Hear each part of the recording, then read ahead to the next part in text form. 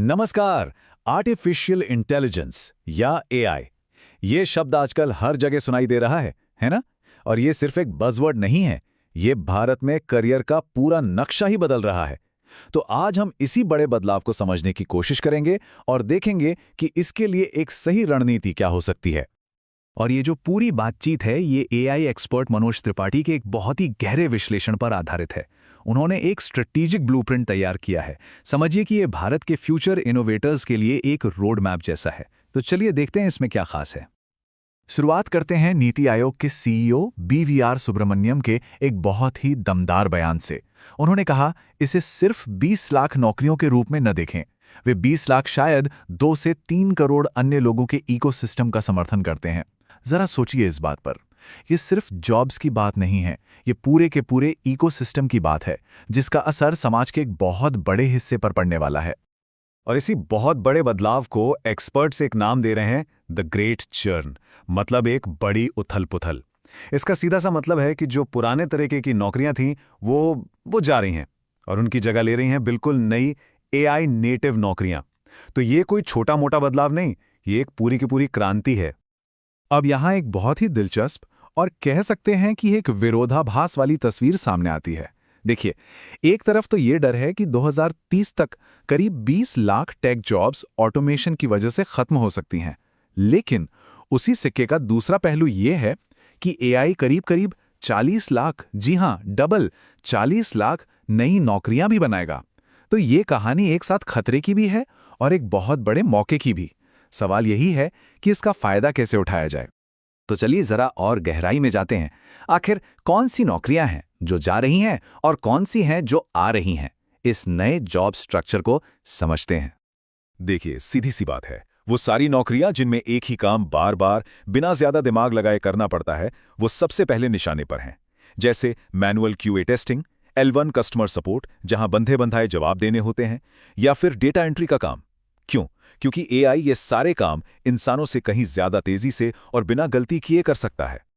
तो ये तो थे सनसेट करियर्स, मतलब जो डूब रहे हैं। अब बात करते हैं सनराइज करियर्स की, यानी वो जिनका सूरज उग रहा है। इनमें आते हैं जेनरेटिव एआई इंजीनियर, जो चैट जीपीटी जैसे मॉडल्स बनाते हैं। एमएलऑप्स इंजीनियर, जो इन मॉडल्स को असल दुनिया में चलाने लायक बनाते हैं। और यहाँ तक कि एआई एथिक्स ऑफिसर, जो ये पक्का करते हैं कि एआई का इस्तेमाल सही तरीके से हो, जिम्मेदारी से हो। ये वो रोल हैं जहां इंसानी दिमाग, क्रिएटिविटी और गहरी टेक्निकल नॉलेज की जरूरत है। और बात सिर्फ काम की नहीं है, इन टॉप टियर भूमिकाओं में जो फाइनेंशियल रिवॉर्ड है वो भी कमाल का है। आप सोचिए, इन फील्ड्स में जो सीनियर टैलेंट है उसे सालाना 60 लाख रुपए से भी ज्यादा के पैकेज मिल रहे हैं। ये आंकड़ा इस मौके को बिल्कुल रियल और बहुत अट्रैक्टिव बना देता है। लेकिन यहीं पर एक अजीब सी पहेली सामने आती है। एक तरफ तो इतनी हाई पेइंग जॉब्स हैं और दूसरी तरफ ये नौकरियां भरी नहीं जा पा रही हैं, मतलब ये खाली हैं। ऐसा क्यों हो रहा है? चलिए भारत के इस टैलेंट पैराडॉक्स को समझते हैं। ये जो आंकड़े हैं ना, ये पूरी कहानी खुद बयां कर देते हैं और सच कहूं तो ये चौंकाने वाले हैं। हालत ये है कि भारत में जेनरेटिव एआई की हर 10 जॉब्स के लिए सिर्फ एक, जी हां, सिर्फ एक क्वालिफाइड कैंडिडेट मिल रहा है। ये डिमांड और सप्लाई के बीच एक जमीन आसमान का फर्क है। तो सवाल उठता है कि आखिर ऐसा क्यों है? हमारी एजुकेशन और इंडस्ट्री की ज़रूरतों के बीच इतनी बड़ी खाई क्यों बन गई है? चलिए इसकी जड़ को पकड़ते हैं। तो देखिए, प्रॉब्लम की जड़ यहाँ है। एक तरफ हमारे कॉलेज और स्कूल्स हैं जो कंप्यूटर साइंस की थ्योरी पढ़ा रहे हैं, पाइथन के बेसिक्स सिखा रहे हैं, और दूसरी तरफ है एआई इंडस्ट्री, जिसे चाहिए एमएलऑप्स जैसे हाईली स्पेशलाइज्ड स्किल्स और प्रैक्टिकल प्रोजेक्ट्स का अनुभव, मतलब जो बनाया है वो दिखाओ। और सबसे बड़ी बात, हमारी पढ़ाई लिखाई का सिस्टम बहुत धीरे धीरे बदलता है, जबकि एआई की दुनिया में तो हर महीने कुछ नया आ जाता है। ठीक है, तो अब तक हमने प्रॉब्लम को तो अच्छे से समझ लिया। अब बात करते हैं सॉल्यूशन की। अब इस चुनौती को एक मौके में कैसे बदला जाए, इस पर फोकस करते हैं। तो सबसे पहला और सबसे जरूरी कदम है पढ़ने पढ़ाने के पुराने तरीके को बदलना। सिर्फ सिलेबस खत्म कर देने से अब काम नहीं चलेगा। जो सनराइज लिस्ट वाले स्किल्स हैं उन्हें ऑनलाइन प्लेटफॉर्म से सीखना होगा। अपनी डिग्री के साथ साथ गिटहब पर एक दमदार प्रोजेक्ट पोर्टफोलियो बनाना होगा जो ये बताए कि आप क्या बना सकते हैं, सिर्फ ये नहीं कि आपने क्या पढ़ा है। और तो और कैगल जैसे कॉम्पिटिशन्स में हिस्सा लेकर अपनी स्किल्स को दुनिया के सामने साबित करना होगा। और जो लक्ष्य होना चाहिए वो है एक टी शेप प्रोफाइल बनाने का। अब ये क्या है? इसका मतलब है कि किसी एक फील्ड में, मान लीजिए नेचुरल लैंग्वेज प्रोसेसिंग में, बहुत गहरी एक्सपर्टीज हो, ये टी का वर्टिकल हिस्सा हुआ। और साथ ही क्लाउड, डेटा विजुअलाइजेशन जैसे जुड़े हुए फील्ड्स की भी अच्छी खासी जानकारी हो, ये टी का हॉरिजॉन्टल हिस्सा हुआ।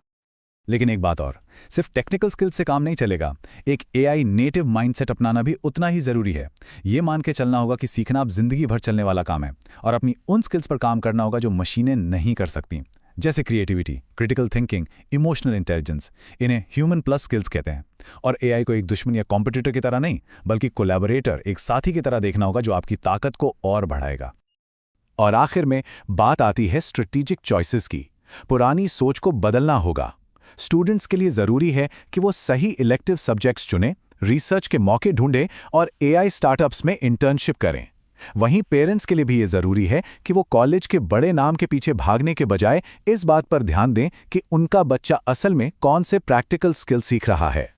और अच्छी खबर ये है कि इस सफर में स्टूडेंट्स अकेले नहीं हैं। एक पूरा सपोर्टिव इकोसिस्टम भी तैयार हो रहा है जो उनकी मदद करेगा। देखिए, एक तरफ भारत सरकार है जो इंडिया एआई मिशन जैसी योजनाओं में 10,000 करोड़ से भी ज्यादा का निवेश कर रही है। दूसरी तरफ विप्रो, टीसीएस, इन्फोसिस जैसी बड़ी-बड़ी कंपनियां आईआईटीज के साथ मिलकर पार्टनरशिप कर रही हैं। ऐसे प्रोग्राम बना रही हैं जो सीधे-सीधे स्टूडेंट्स को इंडस्ट्री के लिए तैयार करें। ये सब बहुत पॉजिटिव साइंस हैं। तो बात घूम फिरकर वहीं आ जाती है। एआई की क्रांति तो आ चुकी है, ये एक हकीकत है।